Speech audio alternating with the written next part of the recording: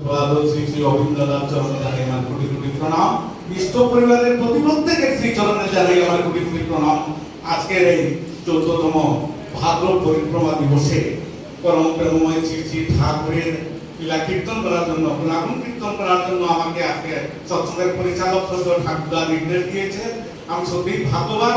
আজকে আমরা সবাই ভাগ্যবান। এখানে যারা যে সৎসঙ্গ দিচ্ছেন তারাই যে শুধু ভাগ্যবান সেমন নয়, তারা যে সুযোগ করে দিয়েছেন আমাদেরকে, আমরা তাদের কাছে কৃতজ্ঞ।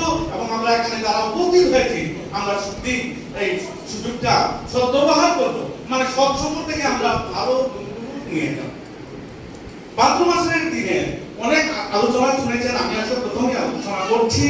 তো ভাদ্র মাস অনেক শুনেছেন, দ্বিতীয় সঙ্গে অনেক শুনেছেন, প্রতিদিন দ্বিতীয়কে পড়া হয়। আমি একটু এই ঠাকুরের একটা ঘটনা বলছি। সবাই জানেন কিন্তু ঠাকুরের ঘটনা। ঠাকুর যখন ছোট্ট বালক ছিলেন তখন একজন জটাবল্লভী ঋষি আসলেন ঠাকুরের কাছে পাবনাতে। মানে ওনার দিদিমার সাথে মা থাকতেন, এসে আশ্রয় ভিক্ষা চাইলেন, থাকলেন। কয়েকদিন থাকলে তিনি রোজ ঠাকুরকে পদ্মার দিকে স্নান করাতে নিয়ে যেতেন। একদিন পাড়ার প্রতিবেশীরা, এই মায়েরা সবাই এসে বললো, এই মন্দিরে তো সর্বনাশ হয়ে গেছে। তোমার মন্দিরে ভাবেন কি সর্বনাশ হয়েছে? আবার সর্বনাশ হয়েছে কিন্তু এই সাধু থাকেন যিনি, উনি কি করেন, তো নতুনকে নিয়ে না সেখানে স্নান করিয়ে পদ্মার পারে উনার পায়ে জল তুলসী দেন, পুজো করেন। তো সর্বনাশ হয়েছে।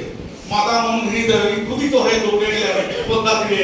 তখন স্নান করিয়ে পূজা করছিল, তখন সাধু উপর এত খেপে গেলেন, আপনি কেন এইভাবে করছেন, আমাদের সর্বনাশ করছেন, আমাদের বাচ্চা ছেলেকে পূজা করছেন।